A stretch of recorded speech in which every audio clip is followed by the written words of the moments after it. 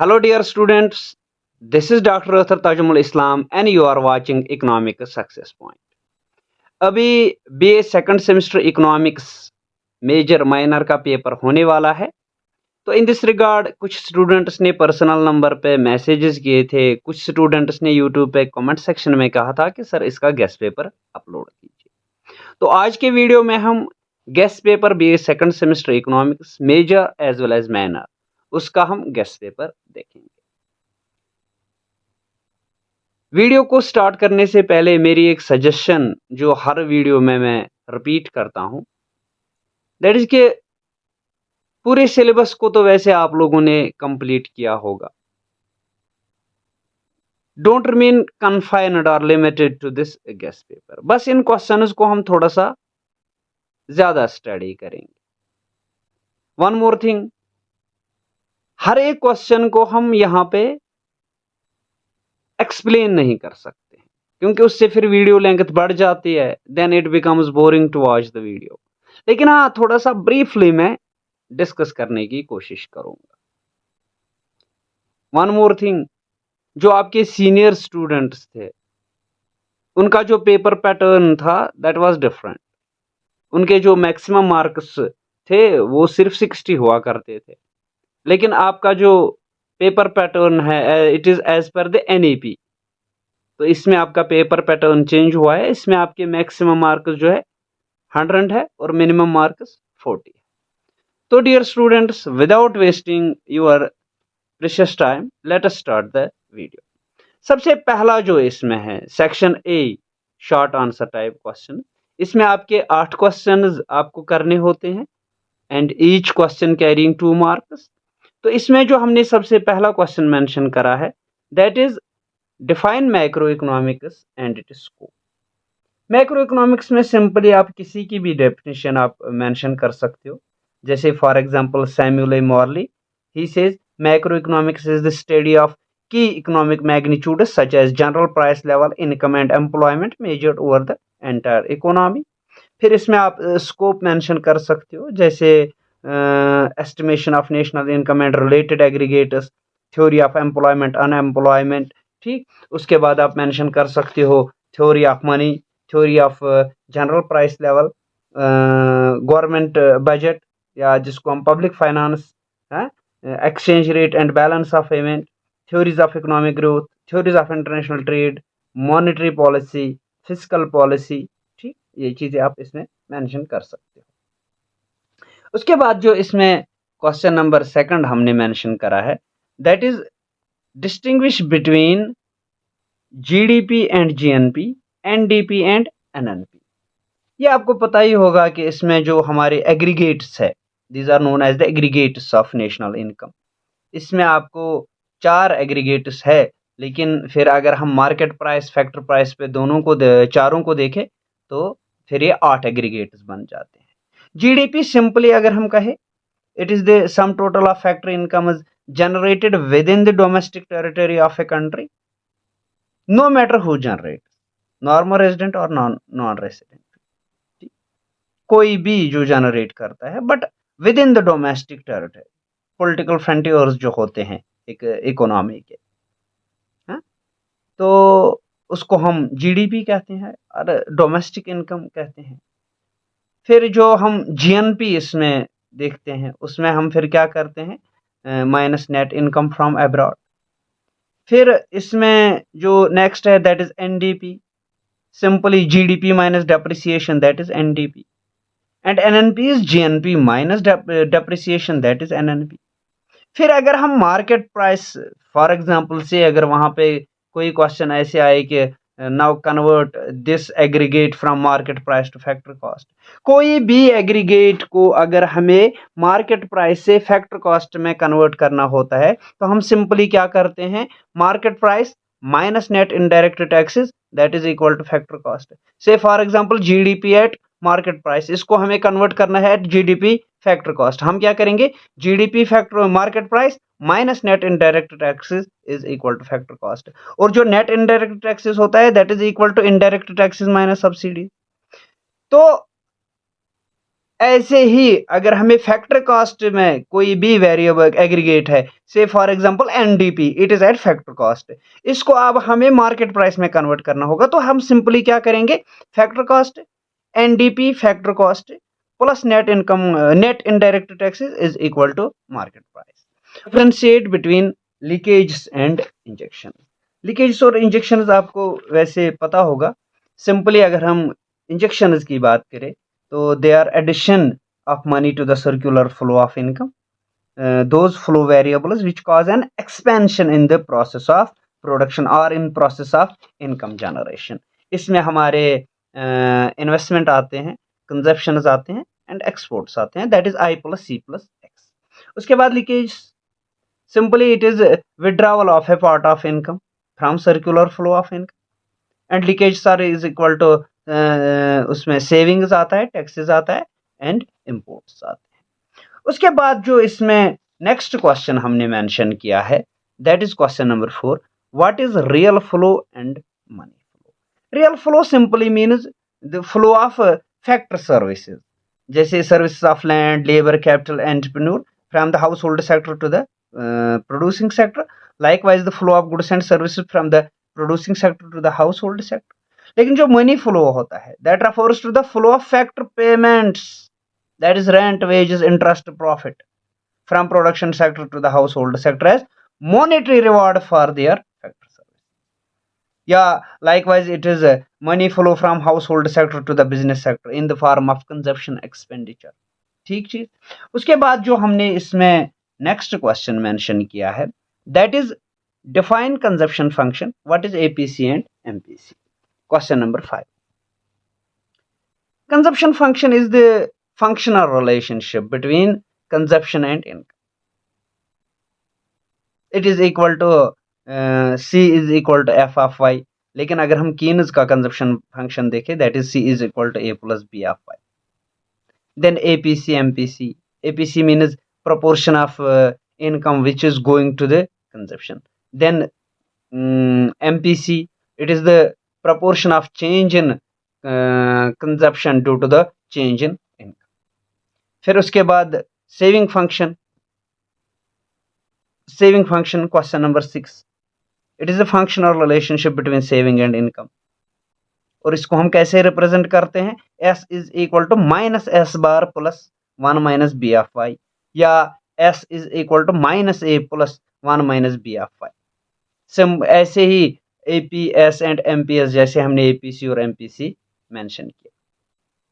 Then next question इसमें जो हमने मेंशन किया है, that is explain the concept of accelerator. Accelerator किसको कहते हैं? अगर हम सिंपली देखें, it measures the change in investment goods industry as a result of long term changes in demand consumption goods industry, and it is equal to say V is equal to delta I upon delta C. V is accelerator coefficient, delta Y net changes in investment and delta C net changes in consumption outlay। उसके बाद जो इसमें हमने next question mention किया है, that is differentiate between induced and autonomous. Induced किसको कहते हैं, ऑटोनॉमस किसको कहते हैं?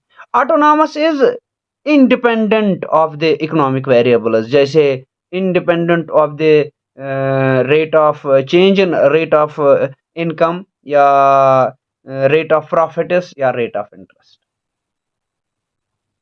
and normally जो गवर्नमेंट इन्वेस्टमेंट करते हैं, that is autonomous investment। लेकिन जो induced होता है, that is dependent of change in income, rate of profit, या rate of interest।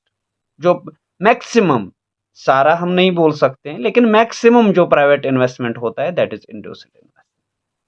फिर उसके बाद जो इसमें नेक्स्ट क्वेश्चन हमने मेंशन किया है, distinguish between static and dynamic multiplier. जो इसमें स्टैटिक मल्टीप्लायर है, जो हमने कीन्स मल्टीप्लायर जो है, simply that is known as static multiplier.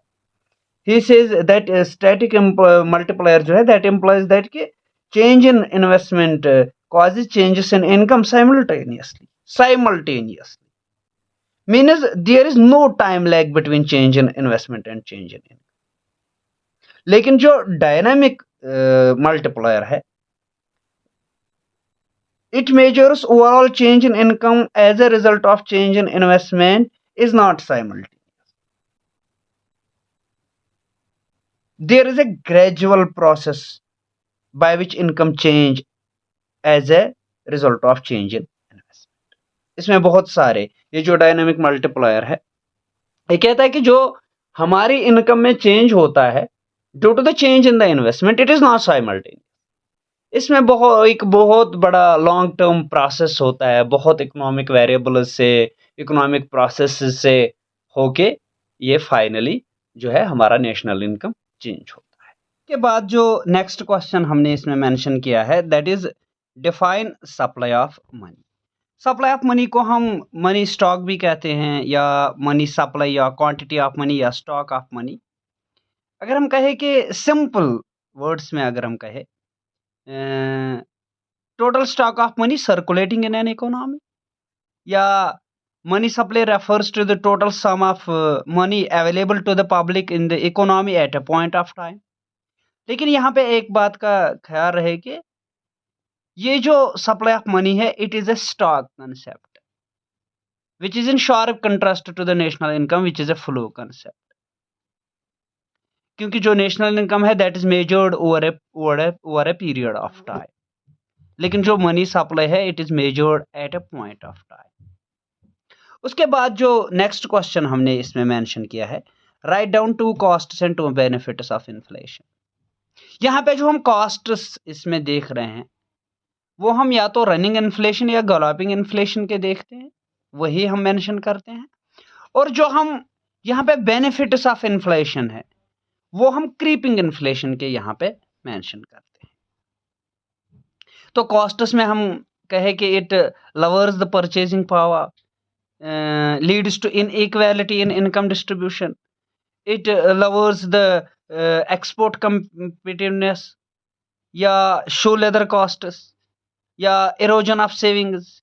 लेकिन जो benefits of the creeping inflation है बहुत आप इसमें मेंशन कर सकते हो, जैसे increase in production, consumption is natural, firms encourage to increase capital, या benefits to borrowers, ये चीजें आप मेंशन कर सकते हो। उसके बाद जो नेक्स्ट क्वेश्चन है, what are the different types of unemployment. बहुत सारे हैं, इसमें आप बहुत सारे मेंशन कर सकते हो, जैसे स्ट्रक्चरल अनएम्प्लॉयमेंट है, फ्रिक्शनल अनएम्प्लॉयमेंट है, अंडर एम्प्लॉयमेंट है, डिसगाइज्ड अनएम्प्लॉयमेंट है, सीजनल अनएम्प्लॉयमेंट है, वॉलंटियर, इनवॉलंटरी, ये चीजें आप इसमें मेंशन कर सकते हो। इसके बाद जो इसमें नेक्स्ट सेक्शन है that is section B, medium answer type question. इसमें आपको 4 क्वेश्चन करने होते हैं, लेकिन इसमें इंटरनल चॉइस रहती है, मतलब हर एक क्वेश्चन का आर पार्ट होता है, तो दोनों में से आपको एक करना होता है। मतलब इस सेक्शन में 8 क्वेश्चन होते हैं, 8 में से 4 करने होते हैं, ईच कैरिंग 10 मार्क्स। इसमें जो सबसे पहला क्वेश्चन हमने मेंशन किया है that is discuss circular flow of income in 4 sector economy. 4 sector economy जो होता है that is open economy, that means which have trade relations with foreign countries. तो इसमें आपको फॉरेन सेक्टर ऐड करना होता है। जो हमारे 4 सेक्टर्स ऑफ द इकोनॉमी होते हैं, हाउस होल्ड, बिजनेस एंड उसके बाद जो गवर्नमेंट, उसके बाद फॉरेन सेक्टर। इसमें आपको डायग्रामेटिकली शो करना है with the help of A diagram, कहाँ पे क्या होता है।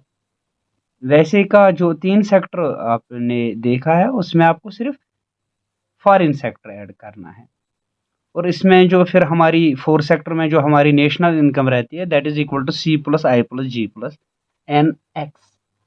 3 सेक्टर में हमारी रहती है C + I + G, लेकिन 4 सेक्टर में जो है इसमें हमें NX मेंशन करना होता है, that is net exports, and it is equal to the X - M, that is value of exports minus value of imports.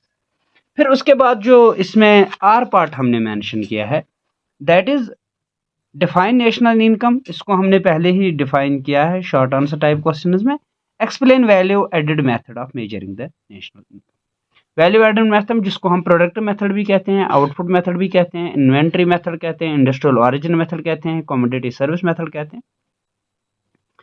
इसमें हम देखते हैं कि हर एक एंटरप्राइज ने कितना ऐड किया है, कितना वैल्यू ऐड किया है किसी भी कमोडिटी में।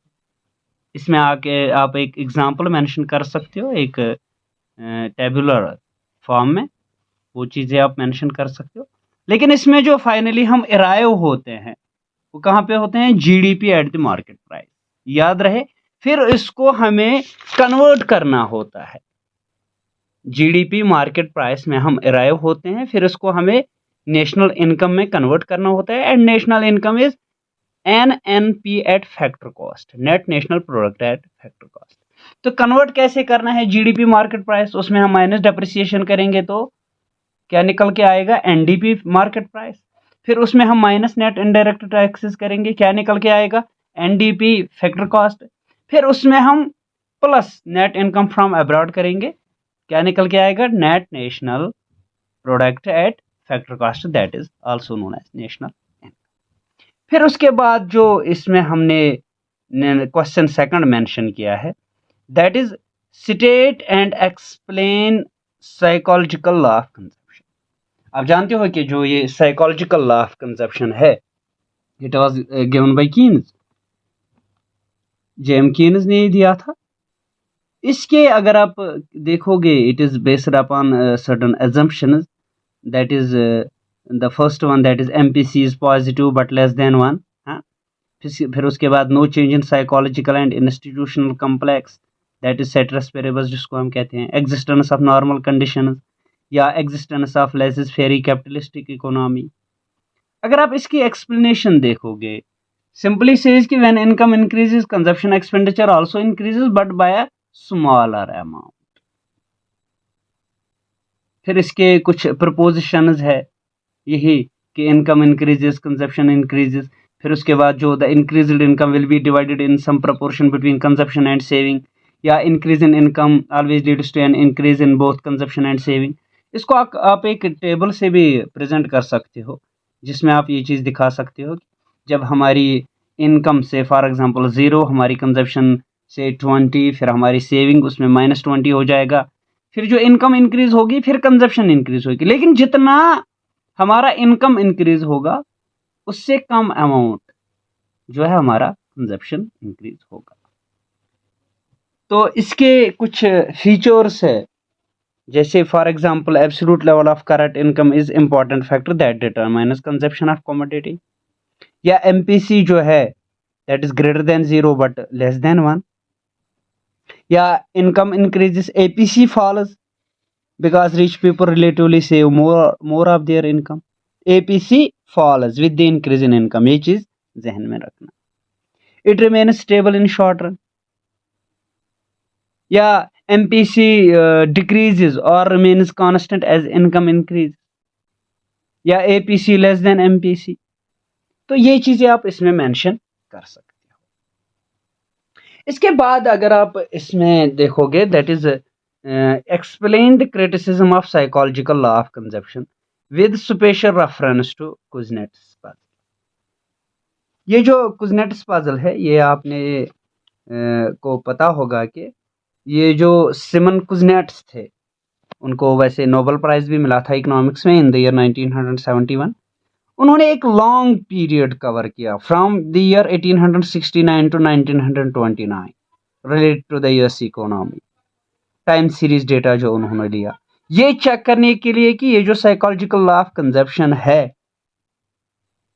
Whether it supports, this data supports the psychological law of consumption और नॉट। लेकिन इस डेटा से हमें जो इनको जो रिजल्ट्स मिले, that there is no change in the consumption in the long run despite a very large increase in income. It is inconsistent with the Keynes consumption function. Kuznets consumption function जो है that starts from origin and it is near to 45-degree line depicting propensity to consume जो है that is very high. And the difference between the two, that is Kuznets-Fazal and Keynes consumption function. The first one, Keynes consumption function में जो हम देखते हैं C is equal to A plus B of Y, लेकिन Kuznets में हम क्या देखते हैं, C is equal to B of Y. That means there is no intercept, तो ऑटोनॉमस कंजप्शन है ही नहीं। और ये जो कुजनेट कंजप्शन फंक्शन है, it is long run consumption function in which APC and MPC are not different. और Keynes consumption function में जो है MPC that is less than 1, but it is much higher in Kuznets consumption function. तो ये जो contradiction है between the Kuznets empirical findings and the Keynes consumption function, it has been known as consumption function puzzle. तो इसको हम Kuznets puzzle भी कहते हैं। उसके बाद जो अब इसमें हमने नेक्स्ट क्वेश्चन मेंशन किया है, that is what is investment multiplier, explain it is derivation and work. अब जानते हो कि जो पहला मल्टीप्लायर दिया था, that was developed by F.A. Kahn in early 1930s, लेकिन उसको हम एम्प्लॉयमेंट मल्टीप्लायर कहते हैं। लेकिन हमें इन्वेस्टमेंट मल्टीप्लायर यहाँ पे देखना है।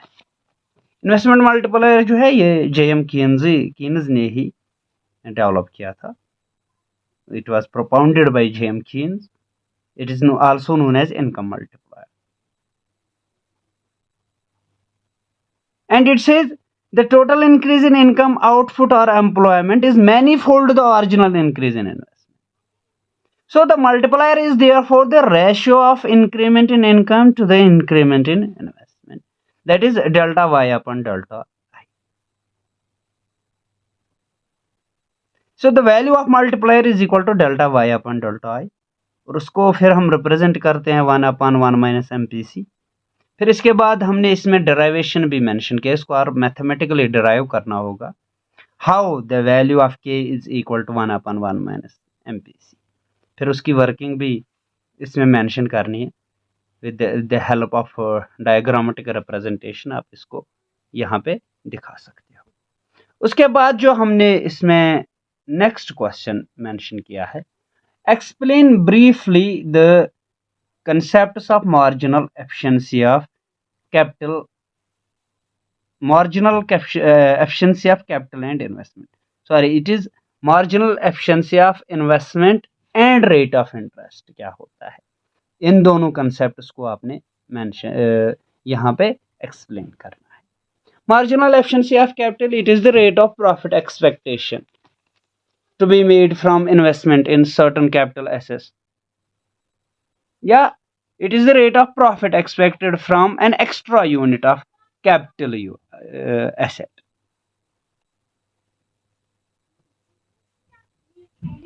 तो ये जो marginal efficiency of capital या investment है, it is the rate of, in the Keynes words, it is the rate of discount which renders the productive yield from a capital asset over its whole life period equal to the supply price of that asset.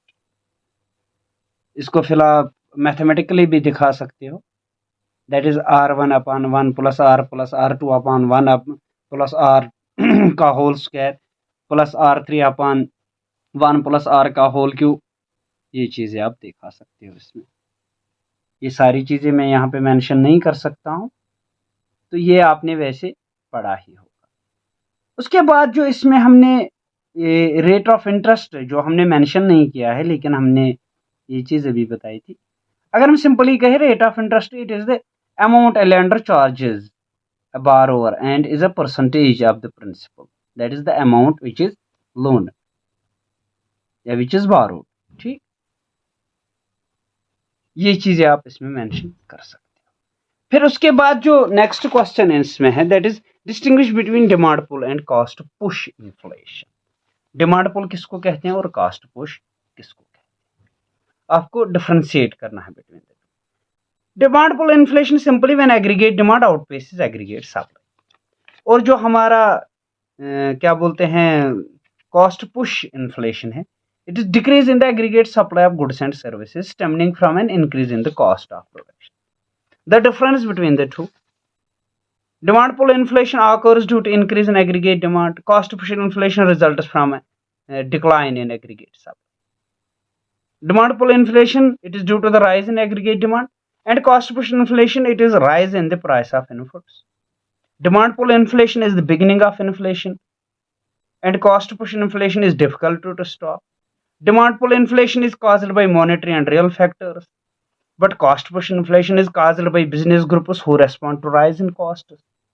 Demand pull inflation occurs in most economies, but fortunately, cost push inflation is not relevant in current time. या इसमें फिर आप causes भी mention कर सकते हो, जैसे demand pull inflation में आप मेंशन कर सकते हो increase in government spending, inflation expectation, increase in exports, economic growth, circulation of money, more money. या इसी तरह आप कॉस्ट पुश इन्फ्लेशन में आप मेंशन कर सकते हो higher price of commodities, higher wages, higher taxes, higher food prices, profit push inflation या डिवेल्युएशन इसमें आप मेंशन कर सकते हो। फिर उसके बाद जो इसमें हमने आर पार्ट मेंशन किया है, illustrate the classical way of demand for money. इसमें जो क्लासिकल वेव है उन्होंने एक कोई पर्टिकुलर थ्योरी नहीं दी है क्लासिकल इकोनॉमिस्ट्स ने, लेकिन उनका जो आइडिया है related to the demand for money, that is found in the theory of Irving Fisher, that is known as quantity theory of money, that is PT is equal to MV plus M dash V dash. उस theory को आप यहाँ पे थोड़ा सा mention कर सकते हैं। बात जो इसमें सेक्शन C है, that is long answer type question. इसमें 4 क्वेश्चन होते हैं, लेकिन आपको 2 ही अटेम्प्ट करने होते हैं, एंड ईच कैरिंग 22 मार्क्स। इसमें जो हमने सबसे पहला क्वेश्चन मेंशन किया है, explain the expenditure and income method for measuring the national income, what are their limitation. इसमें आपको सबसे पहले जो है एक्सपेंडिचर मेथड जो है वो मेंशन करना है, फिर उसके बाद इनकम मेथड भी मेंशन करना है। Expenditure method also known as consumption and investment method या इनकम डिस्पोजल मेथड।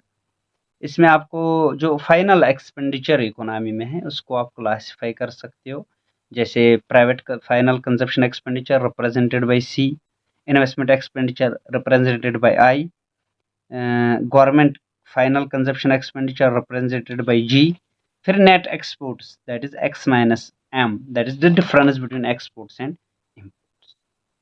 तो इसको हम कैसे कैलकुलेट कर सकते हैं, C plus I plus G plus, और यहाँ पे जो हम एग्रीगेट जिस पे हम अराइव होते हैं that is GDP market price, फिर इसको कन्वर्ट करना है NNP फैक्टर कास्ट में। और इसकी जो प्रिकॉशंस है इसमें आप ले सकते हो, that is second hand goods expenditure जो है दैट इज नॉट इंक्लूडेड, या expenditure on purchase of old shares and bonds not included, या expenditure on transfer payments not included, या to avoid double counting expenditure on intermediate goods not included. यहाँ पे जो हमने इसमें जो मेंशन किया है what are it is limitations, sorry to say it is not limitations, it is the precautions, you have to mention the precaution. फिर उसके बाद जो इसमें income method that is known as also distributive share method या factor payment method उसको हम कहते हैं। उसमें कुछ स्टेप्स फॉलो करने होते हैं, जैसे पहले to identify the productive prices, फिर फैक्टर पेमेंट्स को जो है क्लासिफाई करना होता है, जैसे कंपनसेशन टू एम्प्लॉयज़, हाँ, फिर उसमें ऑपरेटिंग सरप्लस आ जाता है, dividends, corporate profit tax, undistributed profit tax, और यहाँ पे जो हम अराइव होते हैं that is NDP factor cost, domestic income. इसको फिर NNP फैक्टर कॉस्ट में कन्वर्ट करना है, that is plus net income factor income from abroad. इसमें भी कुछ प्रिकॉशंस है, जैसे transfer payments are not included, illegal money not included, windfall gain is not included, या commission on sale and purchase of second hand goods जो है they are to be included.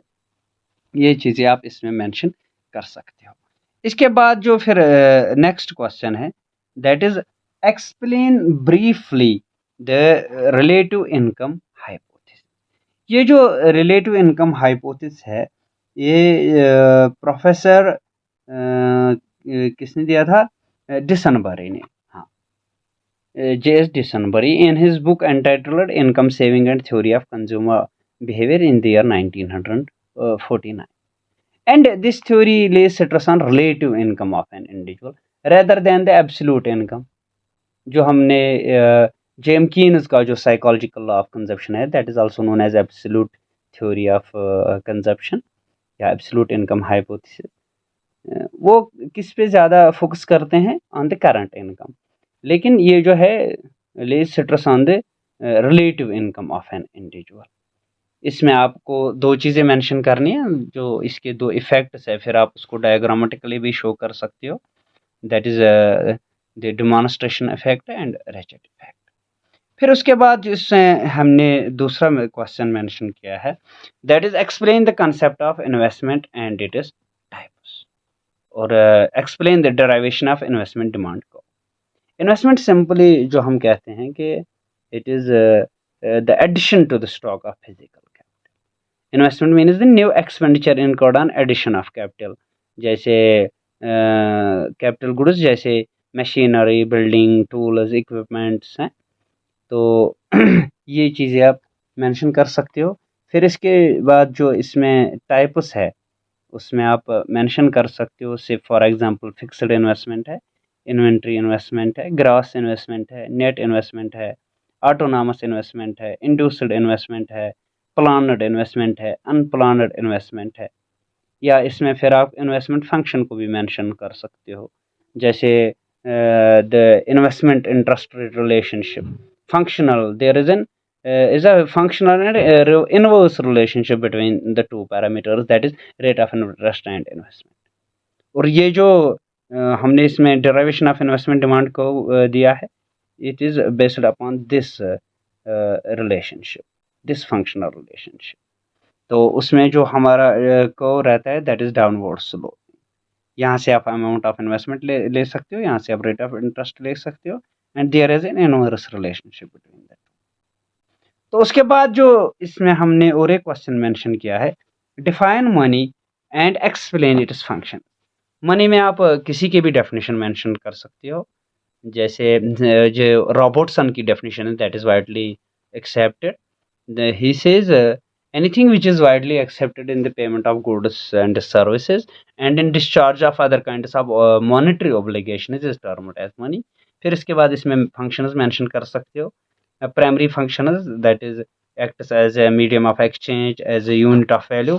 फिर इसमें secondary functions आ जाते हैं, that is standard of deferred payments, money as a store of value, as a transfer of value। फिर contingent functions आप mention कर सकते हो, that is it is the most liquid of all liquid assets, it is the basis of credit system, the basis of measurement of national income, distribution of national income, it is helpful in making decisions, money as a basis of adjustment। तो ये चीज़ें आप mention कर सकते हो। तो dear students, ये जो वीडियो था it was related to the guest paper BA second semester major minor batch 2022। अगर आपको लगता है कि आज के वीडियो से आपको बेनिफिट मिला है तो अपनी राय का इजहार कमेंट सेक्शन में ज़रूर कीजिएगा, वीडियो को लाइक कीजिए, चैनल को सब्सक्राइब कीजिए और अपने फ्रेंड्स को भी रिकमेंड कीजिए।